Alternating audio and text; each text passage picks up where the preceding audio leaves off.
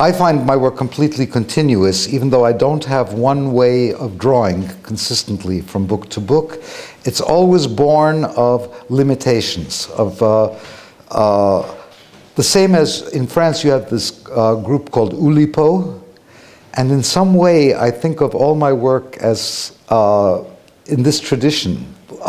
The idea with Mouse was to make a long narrative work that needed a bookmark, a garde-en-page. It wasn't to make the world a better place by explaining the Holocaust to anyone but to me. This made certain kinds of things happen in the book, including this very simple drawing style that looked a little bit more like writing than drawing. The work that was in breakdowns from the 1970s, each short piece was built on a different premise and looked very different one from the other.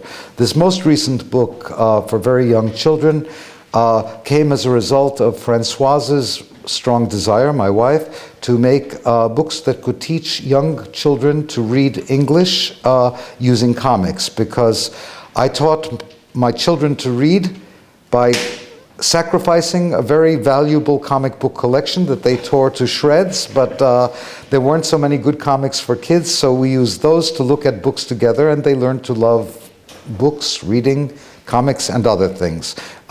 When I learned to read as a kid, I also learned from trying to understand the few words that were coming from Batman's head. I wanted to know if he was a good guy or a bad guy, so if I could learn to read, maybe I would understand better. Some cartoonists still are obsessed with this question about whether Batman is a good guy or a bad guy. Not so important for me anymore. So the idea here was to make a comic that used very, very simple language that could even be looked at by educators, and they would say, ah yes, these are the words that you must learn when you're 6 years old.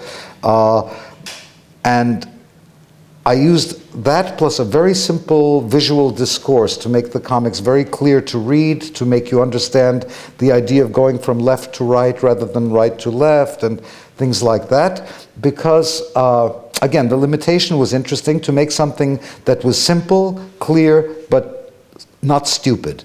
Because most of the books that in America would teach you to read, it would be an illustration and a text, like see Spot run, run Spot, run, oh Spot, oh run. And by the time you are finished, you never want to learn to read because you have already seen Spot, he is running.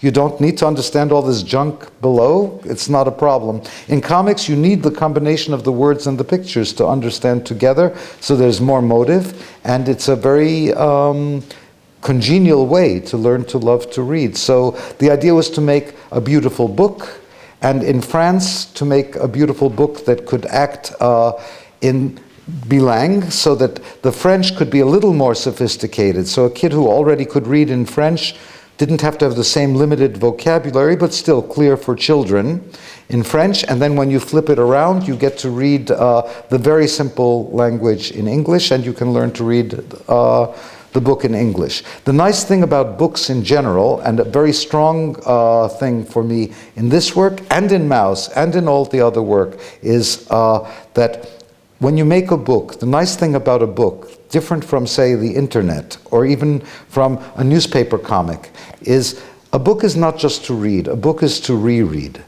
You can always visit again, and you can go back and forth and look at it more times. Mouse was made the same way, so that you would not take everything from one vacuum cleaner reading, but to spend time with it. And the same principle actually is there for this simple book for kids. So whenever I try to do something else, like single images or just write, I feel like I am limiting myself unnecessarily, because comics, it's so hard. But what comics can do is it comes at you from both sides of the brain, the visual and the verbal, and really kind of has to work together to make itself known. And if it's done carefully, it can become much richer than either text alone or pictures alone.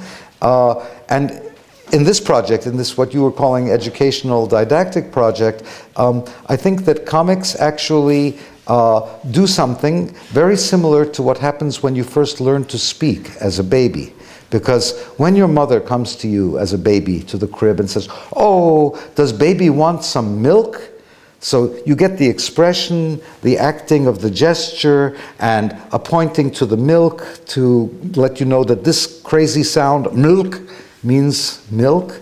And comics do the same thing, or they can, to act out and give expression to what's being said and to immerse you in it. So it's a way to recapitulate the way you learn to speak, but now to learn to read. When I was very little and I saw my first comics, it was immediate that I wanted to do that, whatever it meant. If I had to learn to tell a story, okay, I will learn to tell a story. If I have to learn to draw, I'll learn to draw. But as soon as I understood that comics were not natural phenomena like rocks and flowers, but were made by people, then I gave up my idea to become either a cowboy or an astronaut and said, oh, comics, that's what I need to do, because it was my window into America and into the world outside my refugee parents' home. So it was not that I really wanted to tell stories or wanted to draw, I just wanted to make this thing that I was looking at, and as soon as I understood that one could possibly learn how to do it, my doom was settled.